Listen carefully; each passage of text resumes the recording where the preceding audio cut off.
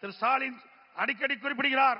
இன்றைக்கு மத்தியில் இருக்கின்ற ஆட்சியாளர்கள் தமிழ்நாட்டிற்கு எந்த வளர்ச்சியும் கிடைக்கவில்லை என்று ஒரு தவறான அவதூறான பிரச்சாரத்தை பரப்பி வருகிறார்.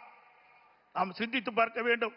இன்றைக்கு மேடைக்கு வருவதற்கு முன்பு நம்முடைய பாரத பிரதமர் மாண்புமிகு நரேந்திர மோடி அவர்கள் 4400 கோடியை வளர்ச்சி திட்டங்களுக்காக கொடுத்துவிட்டு தான் இங்கே வந்து அமர்ந்திருக்கின்றார். ஒவ்வொரு முறையும் தமிழ்நாட்டுக்கு வருகின்ற பொழுது ஆயிரக்கணக்கான கோடியை ஒதுக்கி தமிழ்நாடுடைய வளர்ச்சிக்காக அவர் பாடுபட்டுக் கொண்டிருக்கின்றார்.